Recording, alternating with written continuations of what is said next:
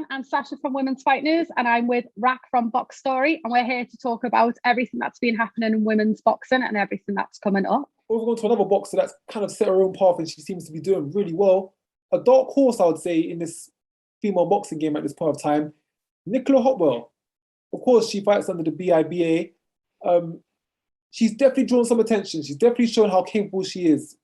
5 fights, 5 wins, 4 knockouts. In the last fight, she picked up a WBO European title.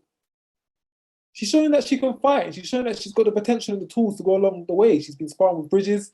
She's been up and around Workshop, around Sheffield, sparring with some of the fighters. And out of all of the fighters in the BIBA, she's definitely set herself apart and set herself as a standout fighter, which has created a bit of interest.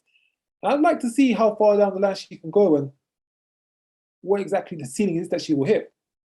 100%. And, you know, I like her friendship with Ebony, and I think they've helped each other. It's not just one's helped the other. I think they've really helped each other. And Nicola, again, is great at the social media. She's developed a lot of fans. Again, yeah, she's a fan favorite on BIBA, and I love watching her box. You know, I watched her fight yesterday. I watched her, and I love her hand speed. I think she's got such good hand speed. I love watching her box. She's entertaining. I think out of a fight, I think she's got 4 knockouts. Yeah, 4 like that. Yeah. Yeah. So, you know, she's fast, she's strong, and I think she's charismatic as well. She's a nice person. So that will help her on her journey. You know, like I say, she'll keep getting more and more fans the more people watch her. But she's definitely a dark horse. Definitely, I think the sky's the limit. I think, you know, she works hard. You see how hard she trains. Again, she's another one who's willing to go up and down the country to learn and to spar. So I think people who are willing to do that, there's no limit to their potential. Yeah, I was ringside to her fight over the weekend where she picked up the WBO European title, and yeah, she put a fantastic showing. And it did just make me think, of course, the BIBA and the BBOC are 2 different universes. It's like Marvel universe and the DC universe. They're both doing the same thing, but it's just 2 different universes. You're not going to see them crossing over, well, not at this point or anytime soon. And it does make me wonder. Of course, I've seen lots of the competition and standard of the girls from the BBOC. I think she could beat a lot of them. I think she's definitely on par. She's definitely, you could even say, a level up to a lot of these girls. And if there was ever a time where they had some kind of DC Marvel crossover, I think she'd come out on top. So it's interesting to see. I'm still getting to understand and learn the rules of how the BIBA work, but it does seem that she can fight some names. She does seem that she can fight other ranked fighters from other countries. They mentioned Susie Q as a potential fighter who she could potentially fight, who's been brought to their attention that could be something down the line. And here's a conundrum. Yeah. Say she used to go off and fight someone such as Susie Q and win against her. Of course, Susie Q is a former WBC champion, a former WIBA champion, very highly touted. Where does that then put her in the British rankings as a boxer? Or where does that then put her in the world rankings? Because she's just beaten a really credible name, which she's very capable of doing. Surely the British Boxing Board will have to recognise that, or won't they? It's a tough one, isn't it? I mean, it's one of them. It's just like an extra thing in boxing that just makes life difficult to find. It's just like more politics, isn't it? It is a tough one, and I think she might have to get to a stage where she might have to move across. I think if she wants to continue to progress, and that's no disrespect to BIBA, but I think just where it is at the minute, I think it's slightly limited. And I think if she wants to continue to progress even further, which I believe she can, I do think eventually she may have to change over. That's my opinion. I think BIBA's doing a well. Like she's been getting out a lot. You know, she's been getting fights, and that's a lot more than what a lot of girls are.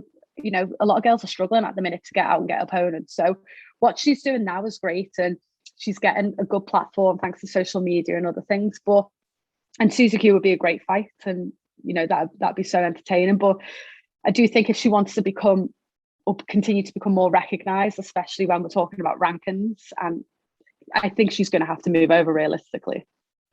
I query that. I think she probably. I think there's a way she can do it with the BIBA. If she is to fight overseas opponents, say she doesn't fight anyone in the British top 10. She don't fight any of the British girls in the top 10. She fights opponents from overseas who are world ranked, well known, even holding titles. She would still be able to reach world titles in major sanctioning bodies without going through the BBOC. I just think it's a way of how they matchmake her and what opponents they can find for her to get her to that target. Because if you beat Susie Q straight away, you have one of the most notable wins of this current time of any other British female fighter. So straight away, they're kind of forced to recognize you. They're kind of forced to say, we're not going to put her in our rankings, but she is one of the top competitors in this country. Yeah, I do agree with that. I think though domestically, then you're missing. I just think she'd miss a trick a little bit. I think there's fights that wouldn't be made that could be made that would heighten a profile, and I just think more of that side. I think she would be limited to stay for a long time with BIBA personally. But yeah, you're right. If she goes on to beat Susie Q and goes on to beat other, top level fighters around the world, then they'd have to recognise her. But I think it would be a shame in one respect because of where BIBA is at the minute. It's just not as recognised. It's not as known. And I think, hopefully in the future that won't be the case. I'm sure they're going to continue, on their journey and it will become, like you say, more known and things like that. But I just think at the minute where she is, I do think, in my opinion, it would be nice to see her move over in the future. BIBA is still, of course, it's a growing brand. It's a growing sanctioning body. They've got fighters like Ellie Colson, Holly Towell, other female fighters who are doing great stuff. They also fought over the weekend. And I think give them another year of the momentum that they're going at, and they're going to pick up. Yeah. Who knows, at some point, rivals to the BBOC. Of course, like we all know, the WBA started off, then the WBC came, then the IBF, then the WBO. And at some point, those smaller brands had to build themselves. So at this point of day and age, who knows? Yeah, and I agree with that though. And I do think they will eventually become competition for the BBOC. But I just think like right now, if you're a fighter right now, and I think Nicola's just turned 30. So I think if I was her, I would be looking in the future to change over. But I think if you're one of the upcoming fighters, like one of the younger ones on it, I think I would stick with it because they're getting out more regular than a lot of the other girls. So they're doing something right. They are able to get opponents, they're putting on decent shows. So for that respect, I would stay. But I just think for Nicola and where she's at and what she's doing, possibly move over.